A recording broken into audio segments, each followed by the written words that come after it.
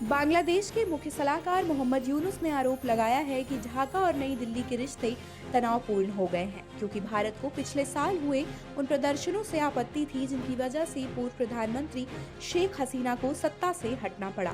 उन्होंने ये भी कहा कि हसीना इस समय भारत में रह रही हैं और यही स्थिति दोनों देशों के बीच तनाव बढ़ा रही है।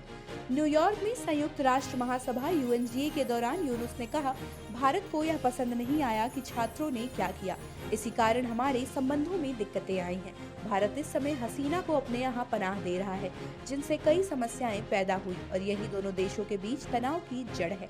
यूनुस ने यह भी आरोप लगाया कि भारत से फर्जी मीडिया रिपोर्ट्स चलाई जा रही हैं, जिनसे हालात और बिगड़े हैं। उन्होंने कहा, भारत की ओर से बहुत सा भ्रामक प्रचार सामने आ रहा है।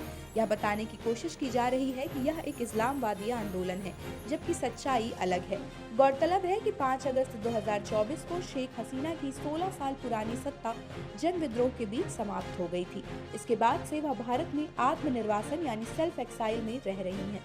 बांग्लादेश की अंतरिम सरकार ने हसीना और आवामी लीग के कई नेताओं के खिलाफ आपराधिक मामले दर्ज किए हैं, जिन पर मानवाधिकार संगठनों ने सवाल खड़े किए हैं।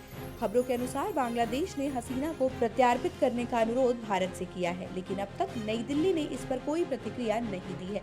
यूनुस के कार्यभार संभालने के बाद से ही भारत और बांग्लादेश के रिश्ते निचले स्तर पर पहुंच गए हैं। दोनों देशों में कई मुद्दों पर टकराव देखने को मिला है, जैसे बांग्लादेश में अल्पसंख्यकों पर दमन और चरमपंथी ताकतों को बढ़ावा देने के आरोप। हालांकि यूनुस का कहना है कि ये सारे आरोप बढ़ा चढ़ाकर पेश किए गए हैं।